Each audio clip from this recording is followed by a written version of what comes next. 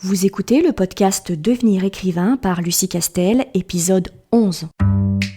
Bienvenue sur Devenir écrivain, le podcast pour démarrer et réussir votre carrière d'écrivain. Et maintenant, retrouvez votre animatrice Lucie Castel, autrice publiée à l'international, formatrice et conférencière. Bonjour, je suis ravie de vous retrouver pour un nouvel épisode de ce podcast et qui aujourd'hui est un petit peu particulier parce que je reçois quelqu'un qui est très cher à mon cœur, une autrice que j'adore, une amie, une correctrice redoutable et surtout l'une de nos futures intervenantes et l'une de nos futures formatrices à l'Institut des carrières littéraires. Du coup, je vous propose, pendant ce petit moment de podcast, d'échanger avec cette autrice et cette correctrice autour de son expérience, de son métier et de tout un tas de questions et de positionnements liés au métier d'écrivain et au métier aussi de correcteur, puisque, comme je vous en ai déjà parlé lors d'un précédent podcast, la correction de votre manuscrit fait partie des étapes obligatoires de la professionnalisation de votre roman. Et donc, du coup, on a beaucoup de chance, et c'est aussi un peu pour ça qu'on l'a castée à l'Institut des carrières littéraires, c'est parce qu'elle a la double casquette. Elle est à la fois autrice et à la fois correctrice. Avant toute chose, je vais lui souhaiter la bienvenue, et on va d'abord commencer par lui demander qui elle est exactement. Donc, je vous présente Caroline Nimick, qui écrit sous le nom de plume de Candice Ulrich. Donc, bienvenue à toi. Merci beaucoup de me recevoir. Et donc, on va commencer par la question obligatoire qui est, parle-nous un petit peu de toi, qui tu es, dans quel genre tu écris, puis surtout depuis quand tu écris en fait. Alors, comme tu l'as dit tout à l'heure, en effet, j'ai plusieurs casquettes, on va dire plusieurs cordes à mon arc. Initialement, je suis traductrice-interprète, et petit à petit, par le biais donc de ce métier, je suis rentrée par la petite porte dans le monde de l'édition. Je suis devenue lectrice, puis relectrice et correctrice, et enfin, je me suis lancée en tant qu'autrice. Alors, ça fait très longtemps que j'écris, mais vraiment très longtemps. Pour ne pas dévoiler mon âge, cela fait plus de 10 ans largement. Je sais, je te lis depuis un moment. Sur des textes dont nous ne nommerons pas. Voilà, dont nous ne parlerons pas. Alors, du coup, tu écrivais sur quelle plateforme ? Juste pour toi, tu publiais ou... Je publiais en effet, mais c'était sur des plateformes qui n'étaient pas forcément très connues, comme le Live Journal, ou des petites plateformes comme ça, donc majoritairement sur le mythe arthurien, que j'aimais beaucoup, oui, sur lequel j'écrirai peut-être un jour. Oui.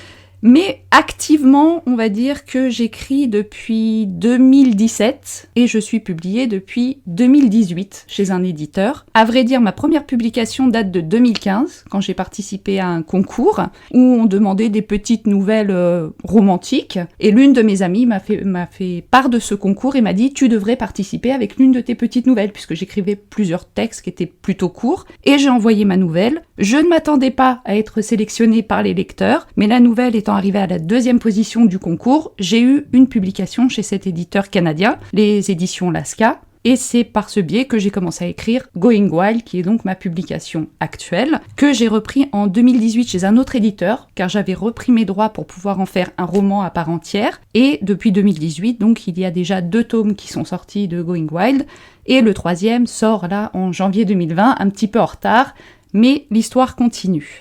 Alors du coup, ce qui est très intéressant dans ce que tu nous racontes, et ça me permet d'aborder la deuxième question, c'est que quand on t'écoute, tu n'as pas écrit chez toi, sur ton PC, sans que personne te lise, et d'un seul coup, tu as été publié par une maison d'édition. Ce qui est intéressant, c'est de mettre en avant le fait que une carrière d'auteur, elle démarre pas forcément par une publication, par une maison d'édition classique, et en passant de « personne ne me lit, personne ne sait qui je suis » à on est publié chez un auteur professionnel. Et ce qui est intéressant, c'est qu'en fait, toi, comme plein d'autres auteurs qu'on connaît, tu es passé par plusieurs étapes. Tu as d'abord commencé par faire des publications sur le net, sur des plateformes gratuites ou non, pour te faire un peu connaître. Tu es passé par les nouvelles, les concours de nouvelles, Exactement. Avant de décrocher un contrat d'édition. Du coup, la question que j'ai envie de te poser, c'est est-ce que tu penses que tu avais besoin de toutes ces étapes pour pouvoir être assez professionnelle et assez forte pour avoir un contrat d'édition professionnelle, ou tu aurais préféré gagner un peu plus de temps et passer directement par un contrat d'éditeur professionnel ? Aujourd'hui, je me dis que j'ai perdu beaucoup de temps. en repoussant systématiquement les délais pour envoyer un texte chez un éditeur. À l'époque, je ne me sentais pas la légitimité d'écrire, ce qui est malheureusement le cas de beaucoup d'auteurs. Oui. On a vraiment l'impression de ne pas être à la hauteur, de se dire pourquoi moi plutôt que quelqu'un d'autre. Mais ça m'a été très utile en fait de publier sur ces plateformes, car j'ai rencontré énormément de personnes qui sont aujourd'hui également auteurs publiés, qui m'ont permis d'ouvrir les yeux, de voir qu'on pouvait se lancer, participer à des petits concours qui n'engageaient à rien, et ensuite avoir de bons conseils pour également pouvoir me tourner vers des maisons d'édition en me disant « j'ai autant de chance que tout le monde, je ne perds rien à tenter ma chance, que mon texte soit pris ou non, cela n'empêchera pas mon texte d'avoir des belles qualités et à moi-même de vouloir continuer à écrire. » Alors justement, tu parles de quelque chose qui pour moi est essentiel, à savoir ce fameux syndrome de l'imposteur et cette problématique de la légitimité qui est que quand on t'écoute, et d'ailleurs tu n'es pas la seule, qui est que finalement ton plus grand ennemi, c'est pas le milieu, c'est pas la concurrence, c'est pas la surmultiplication des romans, mais finalement c'est toi-même.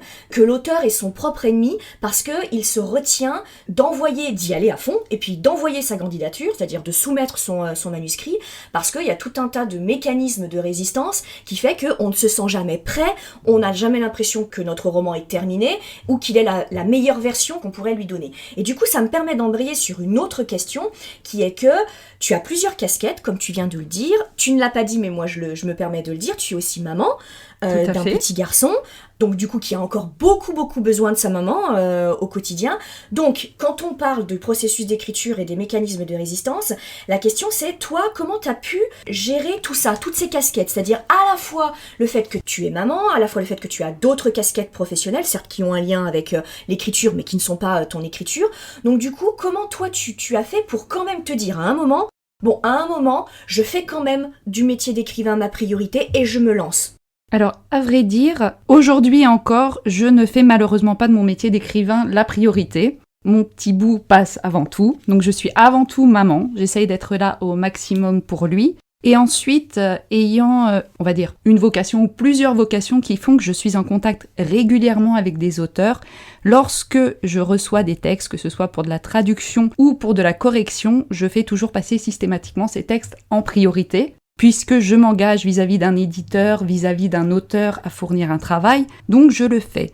J'ai quand même réussi à me dire, quand tu prends des contrats, tu t'assures d'avoir dans l'année au moins 2 mois de libre pour pouvoir écrire. Parce que sinon, c'est impossible. C'est-à-dire qu'il me faut vraiment une large marge pour pouvoir écrire, me concentrer sur mon texte, parce que par exemple, quand je traduis le style d'un autre auteur, donc je m'adapte à cet auteur. Quand je corrige le texte d'un auteur, je m'applique à travailler selon les normes et les règles qu'il fixe lui. Donc ce n'est plus moi, l'autrice, qui regarde un texte, mais la correctrice. Ce qui fait que généralement, je ne peux absolument pas travailler sur mes textes dans ces moments-là. Parce que ce n'est plus ma plume en fait que je détiens et ça me pose des gros problèmes de basculer d'un texte à l'autre. J'ai toujours cette peur de me dire attention, de ne pas infliger ton propre style, tes propres idées à un texte, que ce soit en correction ou en traduction. C'est pourquoi je m'acharne vraiment à trouver du temps pour pouvoir écrire sur mon propre texte, ce que j'ai fait cet été pour pouvoir enfin terminer Going Wild 3. Du coup, tu es en train de dire que la seule façon de pouvoir respecter des deadlines, c'est qu'à un moment, tu constitues un rétro-planning. Et que vraiment, tu mets à plat toutes tes tâches, y compris, même si bien sûr la tâche est la plus belle, mais y compris celle de t'occuper de ta famille et de ton enfant, de l'intégrer dans une vision plus globale de l'année et de tes mois, et du coup de faire ce rétro-planning et de dire quoi qu'il arrive à un moment, que ce soit 2 mois ou que ce soit 3 ou que ce soit 1, mais celui-là ce sera la priorité. À ce moment-là, ce sera la priorité d'écrire. Tout à fait. Et je m'y tiens, parce que sinon, ce n'est pas possible.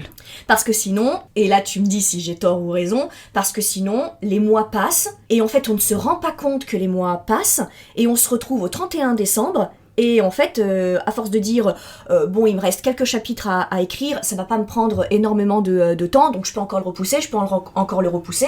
Et en fait, très clairement, les mois passent en un éclair. Tout à fait. Et alors peut-être que tout le monde ne fonctionne pas comme moi, mais je pense que la plupart des auteurs devraient se dire que la deadline n'est pas un ennemi. Oui, c'est un absolument. allié. C'est-à-dire que quand on se fixe une deadline, que ce soit un éditeur qui nous fixe une deadline ou là on s'est engagé professionnellement à lui rendre quelque chose dans des délais, il faut pouvoir se dire à soi-même quand on se lance, je me fixe une deadline, c'est-à-dire par exemple ce texte sera fini en 6 mois. Et il faut s'y tenir. Même si on n'est pas satisfait, se dire j'ai posé le point final. Parce que revenir sur un texte, c'est de toute façon indispensable et inévitable, mais c'est beaucoup plus facile que de terminer le texte en lui-même. Ah mais complètement. Et d'ailleurs, j'en profite juste cet aparté pour dire que dans la formation que propose l'Institut des carrières littéraires, on va beaucoup parler de cette histoire de deadline. Mais une deadline qui n'est pas imposée par un tiers, mais une deadline qu'on va s'imposer à nous-mêmes, parce qu'on n'a pas toujours des contrats avec des éditeurs, surtout quand on se lance dans l'écriture. Et que le risque, c'est que comme on n'a pas de deadline et qu'on n'a reçu aucun argent, finalement, à part nous, personne ne peut nous obliger à finir un texte. Et c'est très facile de se laisser porter et de laisser les mois puis les années filer. Et donc ça, c'est extrêmement important. Ce que tu dis est, à mon avis, la clé du travail d'écrivain professionnel, à savoir que de nous-mêmes, sans attendre de signer un contrat ou sans attendre qu'un professionnel nous l'impose, on se dise « ce texte-là, je le fais en 6 mois, je me débrouille comme je veux ». Mais c'est moi qui fixe le temps que j'accorde à un roman et qui permet aussi d'arrêter à un moment l'écriture et d'éviter le sacro-saint « je vais le relire, non mais je vais le relire, je vais encore le relire et je vais encore le relire ». Parce que ça c'est sans fin en fait. Tout à fait. Donc accepter qu'à un moment, stop en fait, on s'arrête à ce moment-là. Et pourquoi pas ne pas passer par ces plateformes où il y a des personnes qui sont tout à fait bienveillantes parmi des forums d'écriture et se dire je leur offre un chapitre toutes les semaines en sachant que de toute façon c'est pas un chapitre qui va être profondément relu ou retravaillé pour avoir peut-être des retours ou tout simplement pour se dire je me suis engagée, c'est un chapitre par semaine donc je m'y tiens. Comme ça on est bien obligé d'arriver à un moment à la fin de son texte. Alors tu me permets de rebondir sur quelque chose que tu as dit et là encore on ne va pas faire de langue de bois. Il y a une vraie problématique qui est la rémunération des auteurs. Le problème étant que quasiment tous les auteurs, particulièrement au début de leur carrière, mais malheureusement aussi parfois un petit peu au milieu, c'est qu'il est extrêmement difficile de vivre décemment de la vente de ces romans. Alors il faut pas se leurrer, beaucoup d'auteurs, et c'est une bonne chose parce que c'est lié à notre métier d'écriture, mais beaucoup d'auteurs élargissent leur activité, toujours en lien avec l'écriture bien entendu, mais très clairement vivre de simplement la vente de nos romans est extrêmement compliqué. D'abord parce qu'il y a aussi une question économique qui est que vous pouvez très bien avoir un roman qui marche du feu de Dieu, et puis le roman suivant, on sait pas trop pourquoi, mais il marche beaucoup moins bien. Donc du coup, le caractère très différentiel des salaires que tu peux avoir d'un mois sur l'autre ou d'une année sur l'autre est très compliqué. Et c'est la raison pour laquelle, très clairement, toi aussi tu as d'autres activités professionnelles comme le fait d'être correctrice, et il y a aussi d'autres auteurs qui ont des métiers qui parfois n'ont carrément rien à voir avec le métier d'auteur. Et donc ça, c'est une vraie difficulté supplémentaire qui est que on se retrouve avec une tâche qui nous demande beaucoup de temps, qui est peu rémunérée au moins au début, et avec laquelle on doit composer et avec laquelle on doit rajouter d'autres activités. Ça, c'est une vraie problématique. Tout à fait. Et je pense que justement, toute personne qui se lance en tant qu'auteur, s'il n'a pas d'autres revenus divers et variés, sans parler de profession, est obligé d'avoir une profession autre qui lui permettra d'être tout simplement son gagne-pain, on va dire. Mais le but, je pense, si quelqu'un veut réellement écrire, c'est de tenter lentement, mais sûrement, de s'assurer un salaire suffisant par le biais de son métier d'auteur pour pouvoir avoir un deuxième métier plus léger pour compenser cela. Mais c'est vrai que c'est très complexe dans le milieu, on va dire, économique actuel et les rémunérations d'auteurs, tout simplement. Oui, tout à fait. Et alors du coup, ça me permet de rebondir sur la question suivante, parce que les auditeurs, là, sont a priori des personnes qui envisagent de faire du métier d'écrivain leur profession principale, bien entendu. Beaucoup de personnes ont un peu conscience que c'est compliqué de vivre de sa plume, et que quand on parle d'un métier, on entend que ce métier implique une rémunération qui te permet de vivre, c'est une des conditions de définition d'un métier en fait. Et la problématique de l'écriture, c'est que c'est un métier avec une technicité, avec un savoir-faire, avec des contrats, avec des obligations professionnelles, mais il est fait de telle manière que c'est très difficile d'en vivre. Et donc du coup, la question que j'ai envie de poser, parce que les auditeurs seront peut-être confrontés à ça, c'est comment a réagi ton entourage lorsqu'il a bien compris que même si tu avais d'autres activités professionnelles en tête, comment ton entourage a réagi quand tu leur as expliqué que c'était quand même quelque chose que tu envisageais très sérieusement, tout au moins aussi sérieusement que n'importe lequel de tes autres métiers. Est-ce que spontanément, ils ont trouvé l'idée très bonne et ils l'ont cru tout de suite, ils l'ont lui ont donné de la légitimité tout de suite, ou est-ce que tu as eu des réflexions un peu plus sur la réserve de mais c'est pas un vrai métier l'écriture, est-ce que t'es sûr que c'est pas dangereux pour toi parce que tu vas y dépenser beaucoup d'énergie pour un résultat, voilà, c'est quand même des métiers d'art, alors les métiers d'art c'est pas vraiment des métiers. Alors, je me rappellerai toujours le commentaire de ma maman, avec laquelle je suis toutes les mamans. très très proche, quand je lui ai dit que mon premier roman allait être publié. C'était textuellement: « Tu es en train de me dire que des gens vont payer pour lire ce que tu as écrit. » Vous sentez le côté profondément dubitatif du commentaire. Oui. Et en fait, parmi les personnes qui m'entourent, même si elles sont bienveillantes et qu'elles m'aiment, tout à fait, quasiment toutes n'y croient absolument pas. Oui. Aujourd'hui encore, c'est plutôt une impression de « Très bien, tu as quelques romans qui sont sortis, tu as peut-être gagné, on va dire, quelques petits sous grâce à ça, mais ce n'est pas un métier, tu n'en vivras pas, tu ne peux pas perdre ton temps à ça. » Oui, c'est un hobby. Voilà, tout à fait. Et encore, c'est un hobby quand tu es maman. On te le fait souvent remarquer, sur lequel tu ne devrais pas perdre de temps. Tout à fait.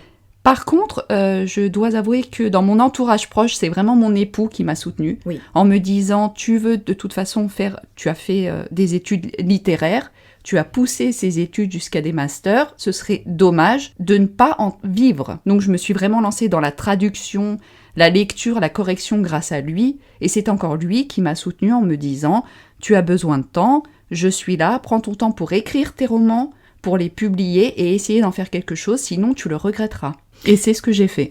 C'est très important ce que tu dis parce que si on doit faire passer un message auprès des aspirants auteurs, c'est de vous dire que, en fait, ces réflexions-là, vous allez les entendre. Vous allez entendre que écrivain, c'est pas un vrai métier, que c'est un hobby. Et que comme c'est un hobby, tout doit passer avant. Alors si en plus vous êtes papa ou vous êtes maman, la société est particulièrement dure avec vous et avec vos responsabilités, et ça doit passer encore plus derrière tout ça. Vous allez les entendre, et de la part de personnes qui naturellement sont bienveillantes de toute façon. Et il faut... Alors certes, ça va être très vexant pour vous parce que vous allez suer sang et eau pour écrire, et puis vous allez mettre des morceaux de vous dans votre écriture. C'est important pour vous, encore une fois, si on est écrivain, c'est parce que c'est l'expression naturelle de notre façon de nous exprimer, en fait. On n'est pas écrivain parce qu'on savait pas quoi faire d'autre. On l'est forcément par amour, en fait, et par passion. Et il faudra bien que vous preniez suffisamment de recul en vous disant...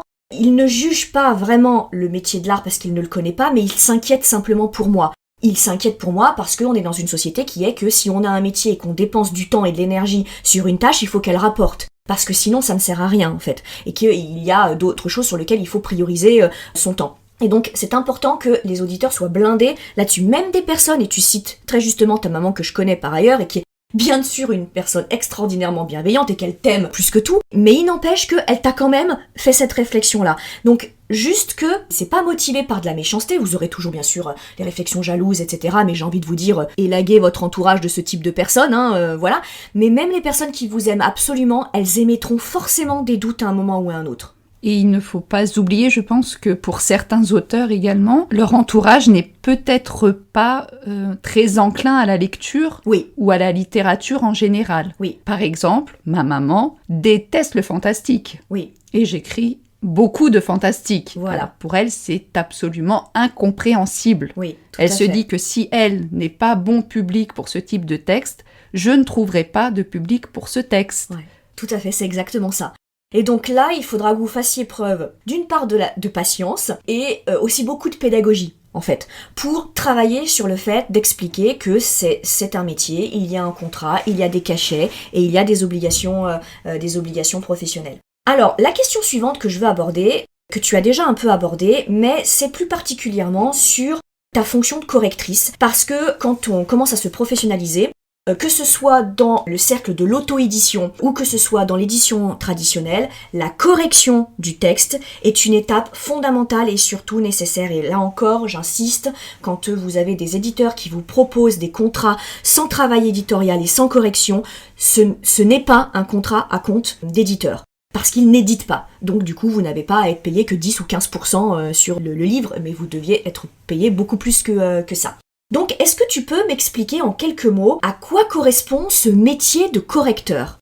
Alors, la correction, je pense, est un métier qui est assez méconnu en fait du grand public, puisque pour certains éditeurs, on n'en parle pas vraiment au moment de la publication, puisque ce correcteur n'est pas nommé de toute façon. D'autres éditeurs précisent bien la correction éditoriale, et je pense que c'est un terme qui fait peur à tous les auteurs. C'est-à-dire que le correcteur est un petit peu le grand méchant loup du milieu éditorial, parce que concrètement, on lui confie quelque chose qui nous est très cher, sur lequel on a sué sang et eau, et ce texte, s'il a terminé entre les mains d'un éditeur, enfin d'un correcteur par le biais d'un éditeur, c'est qu'il a déjà été accepté. Sinon, il ne serait pas corrigé. Donc c'est vrai que l'auteur, à ce moment-là, a des a priori, je pense, parce qu'il se dit, voilà, mon texte est terminé, ouf, il reste plus que la correction. Oui. Et souvent, quand il reçoit la correction, ce n'est plus le ouf de réconfort, mais plutôt, oh mon Dieu! Tout est en rouge sur mon fichier Word, ou équivalent. Voilà, et souvent,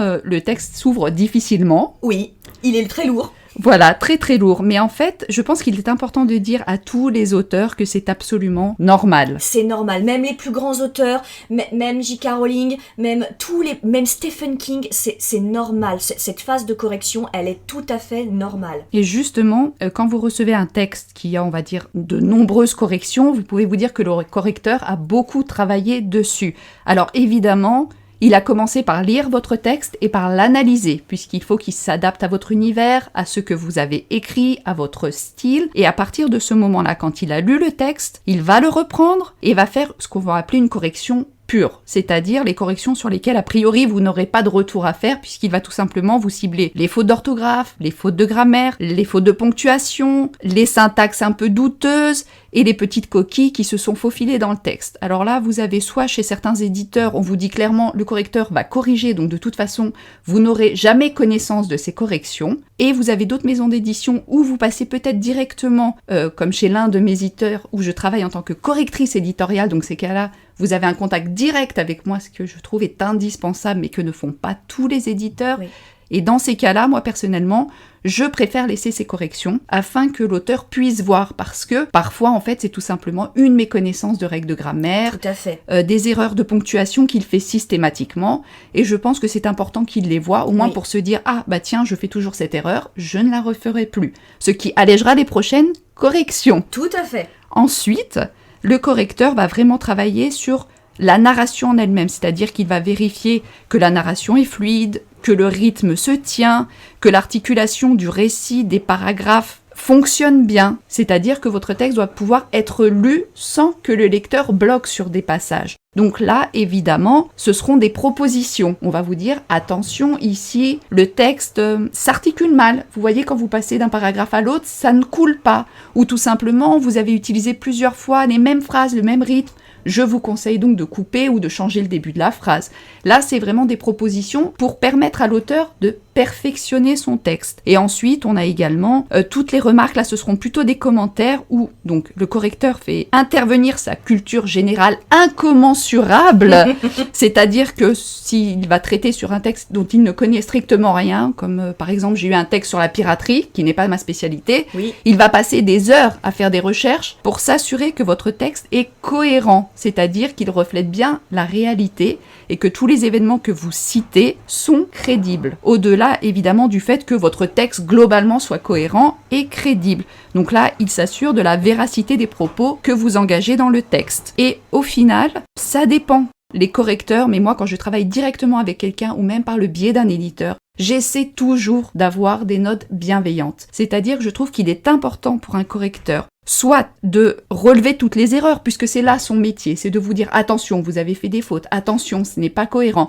Est-ce que vous êtes bien sûr que c'est l'idée que vous avez voulu transmettre ? Ou là, votre personnage est un peu bancal. Mais tout ça, évidemment, à part les fautes que vous serez obligé de corriger, le reste relève de votre métier d'auteur, de votre sentiment. C'est à vous de juger de la nécessité des corrections. Par contre, les éléments positifs sont pour moi tout autant indispensables parce que déjà, l'auteur, ça lui fait un petit peu de bien, ça lui permet de penser ces petites plaies qu'il a eues avec toutes les corrections et de se dire, voilà, ça ce sont des éléments positifs, mettez-les en avant, n'hésitez pas, vous avez ces qualités, votre texte a ses richesses, ne les négligez pas. Alors il y a quelque chose qui est très important sur ce que tu viens de décrire de ton métier, et moi c'est le message que je veux absolument faire passer, et c'est le message que tu feras passer dans la formation de l'Institut des carrières littéraires, c'est que le correcteur, il est du côté de l'auteur, en fait.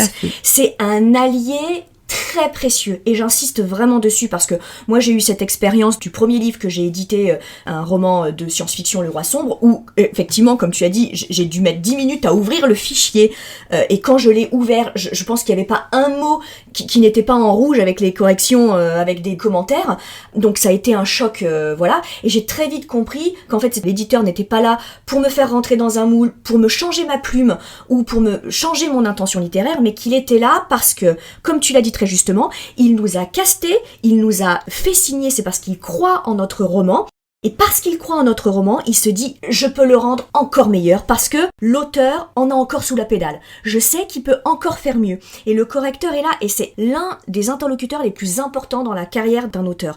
Vraiment, le message c'est rester ouvert. C'est pas parce que lorsque vous allez ouvrir votre fichier, vous allez voir 1 milliard de corrections avec 1 milliard de questions surtout, que vous devez vous dire mais pour qui elle ou il se prend.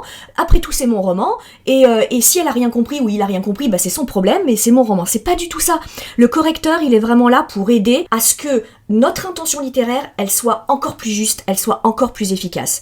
Donc un auteur ne réussit pas seul, et même si vous passez par l'auto-édition, comme je l'ai dit dans mon précédent podcast, si vous passez par l'auto-édition, eh ben vous devrez rémunérer un correcteur, et vraiment faites-le. Même si vos amis vous disent « oh c'est super bien ce que t'as écrit », ce ne sont pas des professionnels. Le correcteur c'est un métier, vraiment.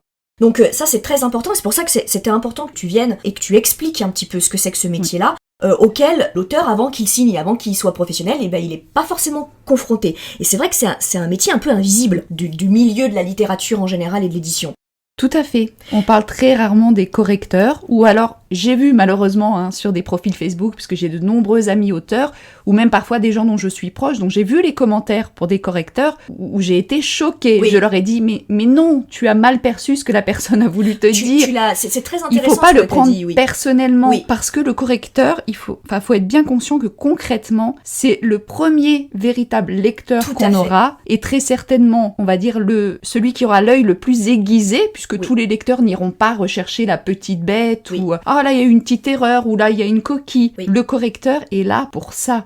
On va dire c'est un mal nécessaire au texte. Exactement. Et en effet, comme tu as très bien dit, il faut se dire que le correcteur est notre allié. Lui, il est là pour rendre le texte meilleur, tout simplement. Tout à fait. Il faut travailler, on va dire, main dans la main avec son correcteur, ne pas hésiter, si on a la chance d'être en contact direct avec lui, comme c'est le cas par exemple, si on décide de prendre un correcteur quand on est auto-édité, à communiquer avec lui. Tout correcteur que vous engagerez professionnellement pour travailler sur votre texte ne se contentera pas de vous rendre un texte corrigé et de vous dire au revoir. Vous aurez un contact direct avec lui, il ne faut pas hésiter à communiquer, à poser des questions. Vous pouvez même lui dire peut-être là je suis blessée, je ne comprends pas. C'est un être humain, vous êtes un être humain, vous avez donc 2 êtres humains l'un en face de l'autre, vous ne pouvez que vous comprendre si vous décidez de communiquer. Donc ne pas hésiter, et je pense vraiment, c'est ce que je dis souvent avec les gens avec lesquels je travaille quand je commence, moi, je suis là pour polir un joyau. Le joyau est déjà là. C'est tout simplement le rendre plus brillant et plus visible. Exactement, tout à fait. Et dites-vous aussi que il vaut mieux que l'incohérence ou l'erreur relevée soit faite par votre correcteur qui, comme tu l'as dit, est de votre côté, plutôt que ce soit par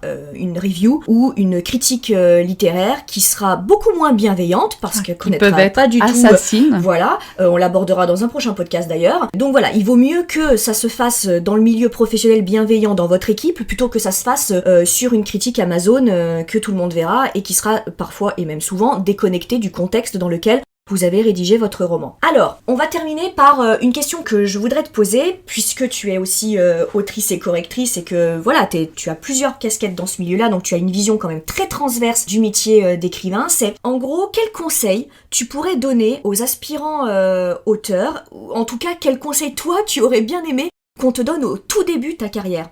Alors ma situation est peut-être différente de la plupart des personnes qui souhaitent se lancer dans la publication de romans, que ce soit par le biais d'un éditeur ou en auto-édition, c'est que j'ai baigné durant plus de 10 ans dans le milieu de l'édition. Tout à fait. Donc je connais, on va dire, vraiment comment fonctionnent les maisons d'édition. J'ai la chance d'être lectrice, c'est-à-dire que dès le départ, quand vous envoyez un texte à un éditeur, c'est moi qui peux lire votre texte. Donc ça aussi, c'est un métier, on va dire, particulier, où là, on met en avant... C'est la porte d'entrée et l'accès accès au futur éditeur. Tout à fait. Donc le lecteur va mettre en avant les points positifs, les points un peu plus faibles à retravailler, et de là, l'éditeur concrètement se dit en effet, ce texte peut m'intéresser, ne m'intéresse pas, mais vous permettra peut-être, si certains éditeurs sont bienveillants, d'avoir déjà un premier retour, puisque ce retour de lecteur, vous pouvez l'avoir. Ensuite, en tant que correctrice, j'ai été beaucoup en contact avec les éditeurs, avec les auteurs, j'ai été présente en salon, et j'ai eu la chance d'avoir énormément de connaissances et d'amis qui ont été publiés avant moi, qui ont donc quelque part eu à marcher sur des œufs avant moi,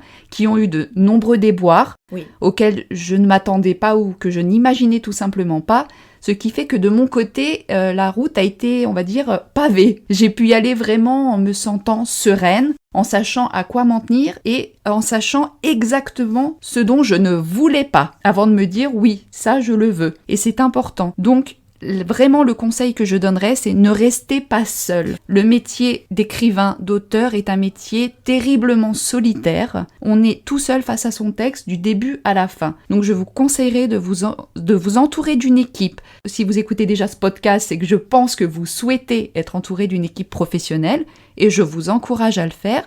Sinon, n'hésitez pas à poster sur des forums d'écriture, à parler avec d'autres auteurs en salon, par exemple. La plupart des auteurs sont bienveillants, vous répondront toujours sur leur parcours, vous expliqueront par où ils en sont passés, et n'hésitez pas également, alors évidemment les plus grandes maisons d'édition, c'est un peu compliqué de mettre la main sur un éditeur, mais n'hésitez pas dans les plus petites maisons d'édition à parler aux éditeurs, à leur demander ce qu'ils attendent. Et en effet, à un moment donné, que ce soit soit en envoyant directement votre texte à un éditeur ou en passant par des lecteurs sur des forums, à confronter votre texte à d'autres personnes avant de l'envoyer, on va dire, tout simplement à un éditeur. Parce qu'il ne peut pas, je vous le souhaite, il peut arriver qu'un texte soit fourni, clé en poche comme on dit, et qu'il soit parfait. C'est très rare. Oui, tout à fait. C'est extrêmement rare. Donc je vous conseille vraiment de vous entourer de personnes bienveillantes et compétentes pour permettre à votre texte de mûrir avant d'être envoyé à un éditeur. Ça, c'est vraiment un point, à mon avis, très très important, et c'est ce qui a motivé la création de l'Institut des carrières littéraires. C'est que la grande difficulté des écrivains à tous les stades de leur carrière, c'est que, comme tu l'as dit très justement, c'est un métier extrêmement solitaire. Et avec un métier extrêmement solitaire, c'est très très très très compliqué de pouvoir organiser une carrière digne de ce nom. Et que la première chose à faire lorsqu'on envisage de faire du métier d'écrivain son métier, c'est absolument de rompre cet isolement et d'aller récupérer l'information et de se créer un réseau d'auteurs, un réseau de professionnels, un réseau... Voilà, et c'est assez facile quand même de réseauter parce que, comme tu l'as dit très justement, il y a des salons et il faut vraiment... Il y a des salons et il y a Internet aussi et des forums, etc. Donc ça, c'est vraiment extrêmement important. Je pense qu'on a fait un peu le tour de tout ce que je voulais te poser comme question. On est d'accord que c'est juste une très rapide introduction sur ce que tu enseigneras lors de la formation de l'Institut des carrières littéraires. Ne ramenez pas, s'il vous plaît, des tomates pourries. Pensez que la correctrice n'est pas le grand méchant loup, comme tu as dit, tout à fait. Et du coup, je voudrais quand même qu'on termine par me rappeler ton actualité. Tu as un roman qui va sortir dans pas très très très longtemps, du coup, est-ce que tu peux me le rappeler ? Concernant ma saga Going Wild, qui est donc mon tout premier roman qui a été publié, le tome 3 sort officiellement en janvier 2020. Il sera toutefois disponible au Salon de Dunkerque où il y aura d'autres auteurs qui participent également à ce podcast. Et j'aurai une novella sur Cerbère, donc la mythologie grecque, qui sortira également à cette date-là. Alors je rappelle, tu publies chez MXM sous le nom de plume de Candice Ulrich. J'encourage donc les auditeurs qui aiment la bonne fantaisie, vraiment, très très très très bien écrite, avec des personnages féminins et masculins forts, et si j'insiste dessus, vous le savez, ça a été le sujet d'un de mes précédents podcasts, c'est compliqué de faire des personnages hauts en couleur, crédibles, avec un background très riche, et c'est une des spécialités de Candice, donc si vous aimez les personnages très atypiques et très fouillés, faut vraiment foncer. Donc je rappelle Candice Ulrich qui est publié chez MXM, et si vous avez la possibilité de faire le festival du livre romantique à Dunkerque, qui est une première et qui, moi à mon avis, va être une grand-messe très intéressante à faire, l'entrée est gratuite, n'hésitez pas à venir nous voir, je dis nous parce qu'on sera côte à côte, hein. Tout à fait. Sur le stand de MXM, et bien sûr à nous poser toutes les questions, tu l'as dit très justement, hein. On ne mord pas. Voilà, et puis on est ravis de parler de notre parcours, donc il faut vraiment pas hésiter à nous poser des questions. D'ailleurs, petite précision, je tiens à dire à toutes les personnes qui écoutent que j'ai un correcteur. Tout à Je fait. ne me corrige Oui, pas très justement. moi-même. Un Très correcteur justement. ne se corrige jamais. D'ailleurs, je suis horrifiée par le retour que je reçois. Je salue mon Justement. correcteur Marc, qui est absolument divin également. Donc, sachez qu'un correcteur ne se corrige jamais. Tu fais bien de le dire. Mais écoute, merci vraiment Candice d'avoir participé à ce podcast. Merci de m'avoir reçu. Je suis très impatiente qu'on démarre cette formation et que tu fasses tes premières classes. Bien entendu, on fera d'autres podcasts avec toi parce que, encore une fois, ton métier de correctrice est extrêmement important et on le connaît pas assez. En tout état de cause, je vous remercie de nous avoir écoutés. J'espère que cela vous aura intéressé. Et je vous donne rendez-vous pour un prochain podcast. N'hésitez pas à télécharger nos documents gratuits sur le site de l'ICAR et de suivre nos podcasts de devenir écrivain et surtout de les partager pour qu'on ait plus de lisibilité. Merci à tous. Au revoir. Vous voulez devenir écrivain? Téléchargez sans plus attendre le guide écrivain mode d'emploi sur le site licar.fr, licares.fr. Ce guide vous donne les 4 étapes fondamentales pour progresser vers l'écriture professionnelle.